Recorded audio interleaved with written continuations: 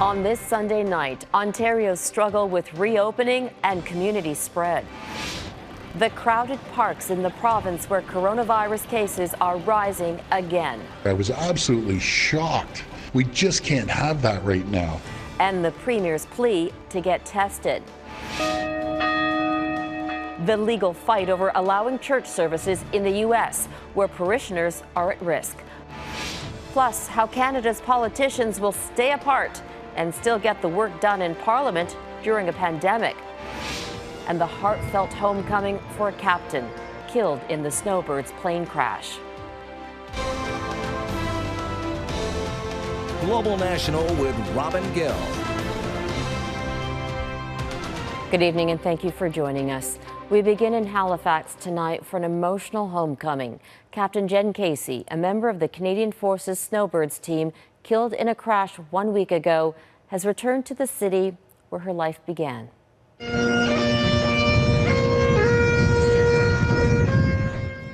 Family, friends, members of the Snowbirds team, Governor General Julie Payette and Defense Minister Harjit Sajjan were there to pay tribute to Casey. She was born and raised in Halifax, and her parents say it will be her final resting place.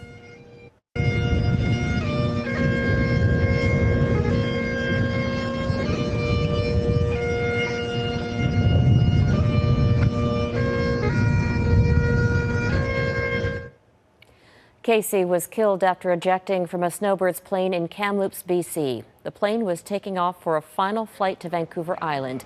She helped organize the Snowbirds cross-country campaign called Operation Inspiration, intended to lift the spirits of Canadians.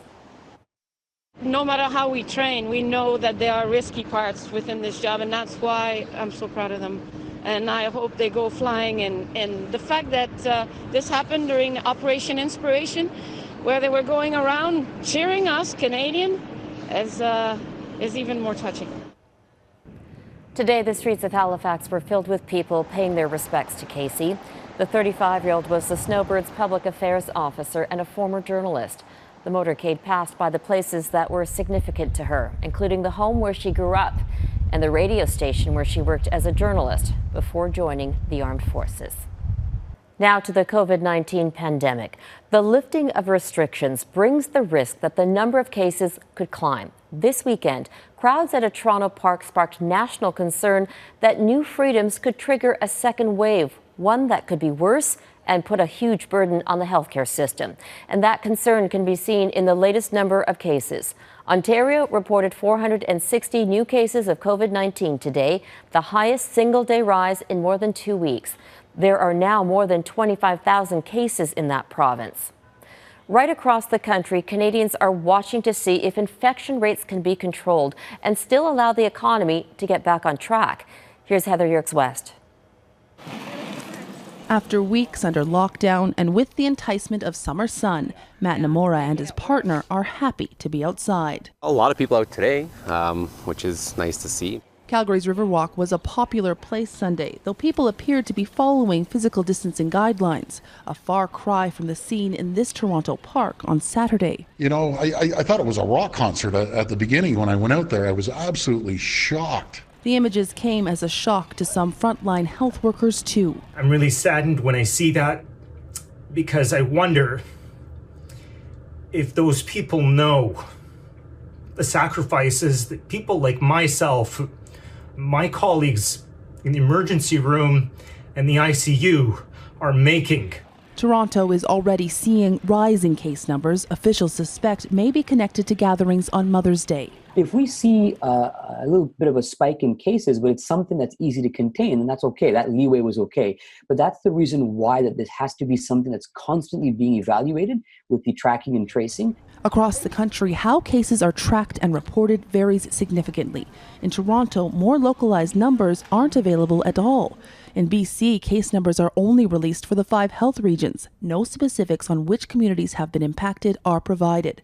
But in places like Calgary, Edmonton, Montreal, and Ottawa, detailed maps of case counts and outbreaks are available to the public. Part of the reason is because it gives people who are not in those communities a false sense of security that they don't have the virus. And as restrictions lift, Dr. Henry says everyone needs to stay on guard. Bars, restaurants, and even hair salons can reopen in Calgary starting on Monday, but across most of the rest of the province, these businesses have been open now for more than a week. Health officials say that based on early data, they don't appear to be contributing to an increase in spread. Of course, that could change at any time because without a vaccine, the threat of COVID-19 remains. Still, after so long at home, there are many who are anxious to get back out there again. Maybe a patio tomorrow? If there's room, I would imagine that's going to be super busy though. Heather Yourex-West, Global News, Calgary. The U.S. has recorded up to 25,000 new cases a day for the past week. It is the global epicenter of the pandemic, with more than 1.6 million confirmed cases. And the death toll is getting closer to 100,000 people. But the lives lost are more than just a number. This is the front page of today's New York Times. It listed 1,000 names and something to remember them by. Keep in mind, this represents only 1% of the overall death toll. The publication calls it an incalculable loss. That was meant to serve as a reality check. And still, many churches in the U.S. are allowing parishioners to return to places where close gatherings can only make the pandemic worse. President Donald Trump has deemed places of worship an essential service, despite orders from some governors to keep them closed. As Jennifer Johnson reports, analysts believe Trump is appealing to his conservative base as he gets ready for an election. We are so glad you're here. From Arizona to Minnesota to New Jersey, U.S. houses of worship are once again opening their doors. There's nothing like just gathering again and just seeing friends and family. Yeah. But there are new precautions, greeters in face masks. How you doing? Welcome to church. Some limiting the number of attendees, handshaking and hugging discouraged, services spaced out to allow for cleaning time. People coming to our church will have a touchless temperature taken. Anybody 100.4 and above would not be able to come into the church building. Everybody coming into the church building will wear masks. On Friday, U.S. President Donald Trump, in an apparent appeal to his conservative base, declared houses of worship essential, the president overstepping the constitutional rights and legal powers of 50 state leaders. If they don't do it, I will override the governors. That same day, a federal appeals court backed California governor's ban on in-church services. But other Democratic governors reluctantly gave in, even as COVID-19 cases continue to rise in their states. We've got work to do. This is not over. We have no vaccine. We still have no clear-cut therapeutics. Public health experts warn houses of worship are uniquely prone to spreading COVID-19 if strict social distancing rules aren't followed. In March, one positive choir member in Seattle infected over 50 members. 2 died. But some health officials recognize the mental health benefits of reopening.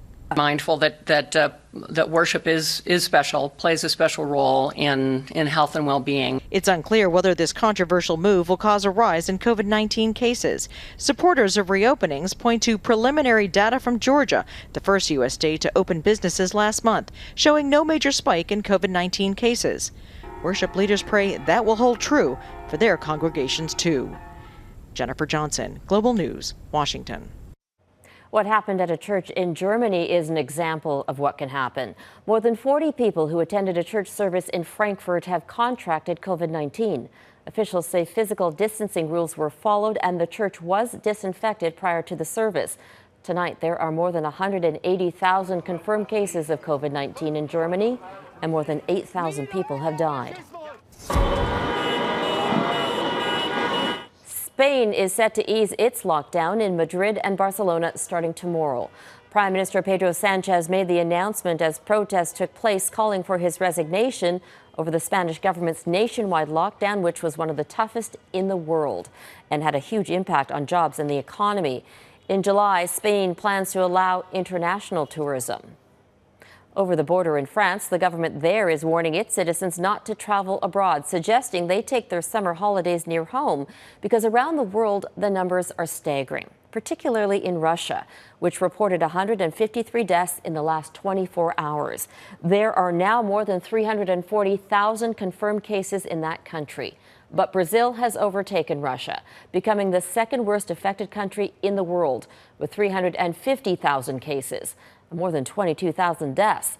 And there are fears cases will continue to rise in Afghanistan, which topped 10,000 today, as Muslims begin to celebrate Eid, which is the end of Ramadan. MPs are heading back to work tomorrow in Ottawa. Well, some of them. Like many Canadians, the pandemic has forced our parliamentarians to work under a different model.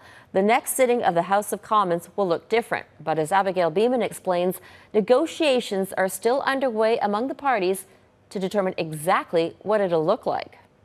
It's actually the NDP motion. That's how pleased the NDP are with the hybrid parliament motion the Liberals put forward, saying it incorporates much of what they asked for.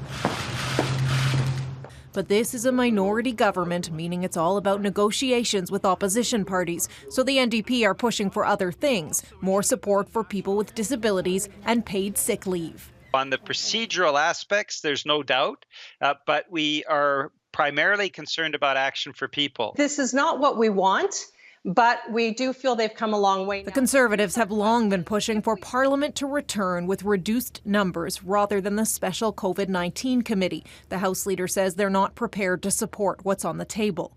I don't think you'll see Conservatives trying to block it or obstruct it in a way that's problematic, but you will see Conservatives using the time available to debate and talk about it and ask questions. The Bloc Québécois haven't yet revealed their position. The Greens will vote in favour. They don't want an increase in in-person sessions. Every time in this pandemic that I've had to leave British Columbia and go to Ottawa to be in Parliament, I felt like, I felt a sense of real personal risk-taking and personal responsibility not to expose others. The motion meets opposition demands, more power for committees, the opportunity to ask questions on topics other than COVID-19, and some summer sittings. It proposes 4 hybrid sessions of the COVID Special Committee a week, up from 3. Some MPs would attend in person, others virtually. There will have to be a way for parliamentarians across the country to express the concerns and ask questions on behalf of their constituents. These are the kinds of things that we're working out. An unresolved item, a committee has been given a month to work out how to vote virtually. One parliamentary expert watching how countries adapt around the world says he's not in favor of that. I have a lot of security and technical issues as to how you're going to ensure that those votes won't be hacked, or that we're going to ensure that the members are themselves doing the voting. And those are a lot of questions that need to be unpacked there. So much to unpack in general. When the House returns in person on Monday, some expect debate on this motion to last for days before a vote. Robin? Abigail Beeman in Ottawa. Still ahead, thousands march in defiance of China's proposed national security law.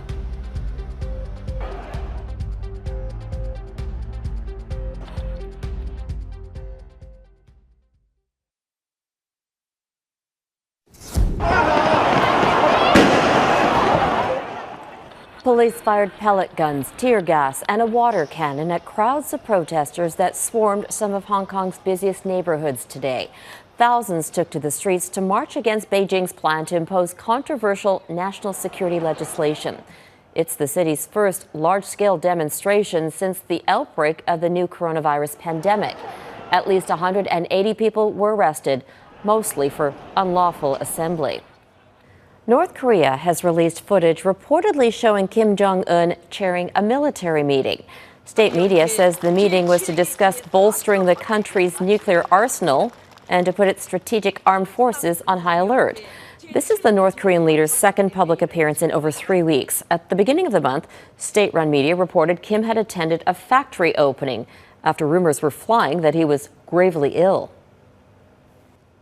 The historic corruption trial for Israeli Prime Minister Benjamin Netanyahu has begun. The 7-year-old was defiant in court today, lashing out at the country's justice system. He's accused of fraud, breach of trust, and accepting bribes. Netanyahu says he's innocent and the victim of a conspiracy by police, prosecutors, and the media. He's the first sitting prime minister in Israel to go on trial. Legal analysts expect the case to last several years. Still ahead, the anatomy of a test, a rare look at the labs, key to fighting this pandemic.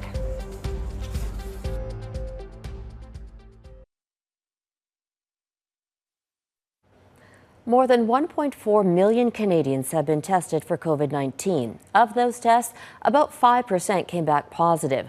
On average, there are 28,000 tests a day in Canada, but there is still a push to do more. Global News toured one facility that's been given this task. Here's Jeff Semple. Jeff? Well, Robin, we got a rare look inside a part of the hospital that as a patient you don't often get to see. The microbiology laboratory inside Toronto's Humber River Hospital, where a team of lab technologists and technicians are working around the clock 24/7, testing patient samples, looking for a wide range of ailments and different illnesses, everything from cancer to high cholesterol. Now, this is one of more than 24 labs here in Ontario that has now been tasked with testing for COVID-19. The lab is a high-tech operation that's pretty amazing to watch, frankly. A procession line of test tubes carrying blood samples along this conveyor belt.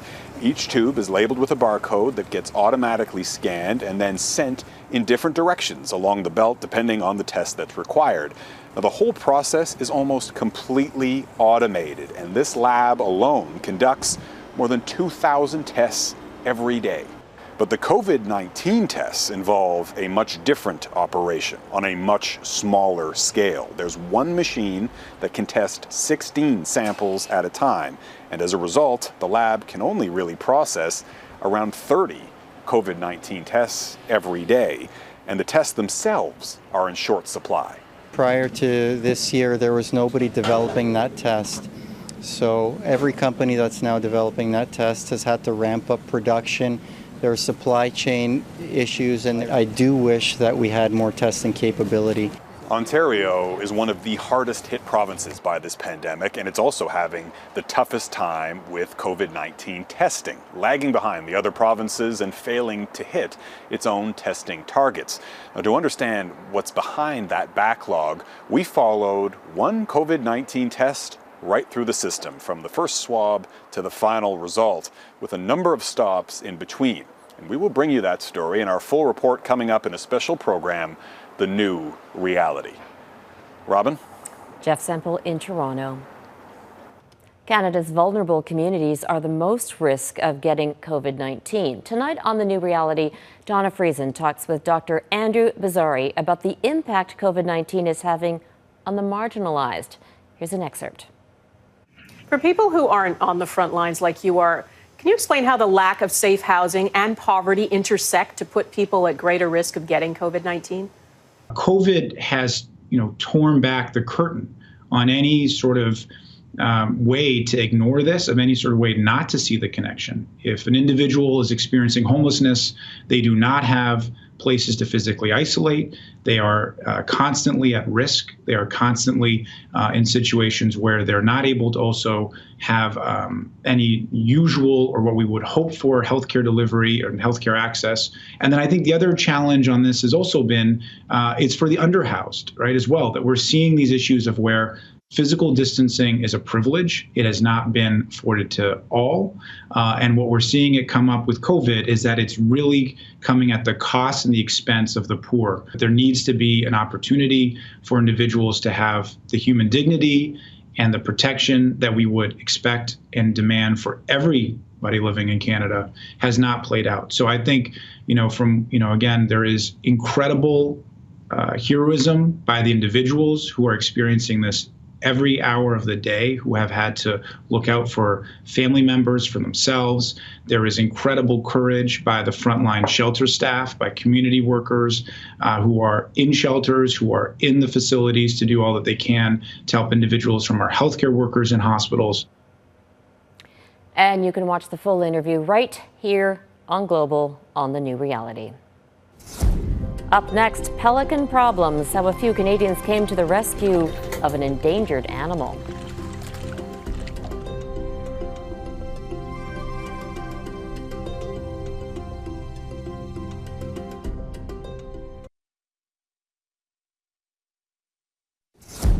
Allahu Akbar. This year's Eid festivities marking the end of Ramadan look very different for Muslims around the world. In Mecca, the Grand Mosque was almost empty. Few were allowed in the usually packed place of worship because of pandemic restrictions. The Muslim Association of Canada is hosting virtual festivities and prayers, allowing many across this country to celebrate online.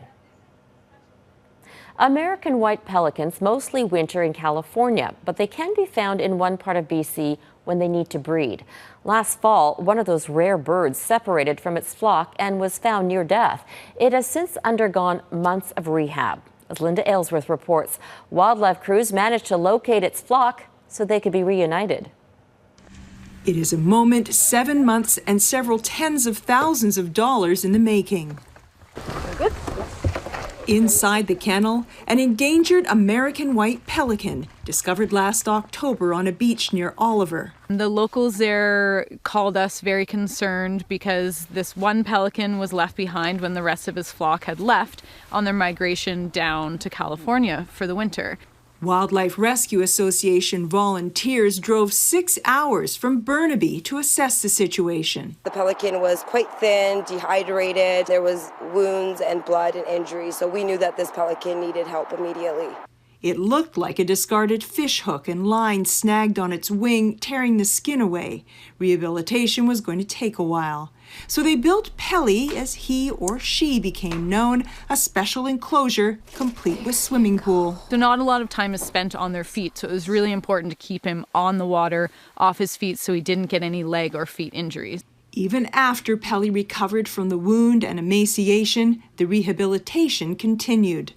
And what we were trying to do is really hit those preconditioning release requirements. So the perching, the self-feeding, the exercise of the wings. After that, it was a matter of waiting for Pelly's flock to return to their breeding grounds on Puncie Lake in the central interior, which at long last they have. To see him flap his wings really nice and strong, and finally when he glided in the water, it was just really amazing to see him. It was emotional, definitely tears, all of us. Even more tears when, like in a storybook, another pelican emerged and the two swam off together into the distance. Linda Aylesworth, Global News, Vancouver. And that is Global National for this Sunday. I'm Robin Gill. Tonight, your Canada is the cloudy sky over Peggy's Cove. Thank you for watching. Good night.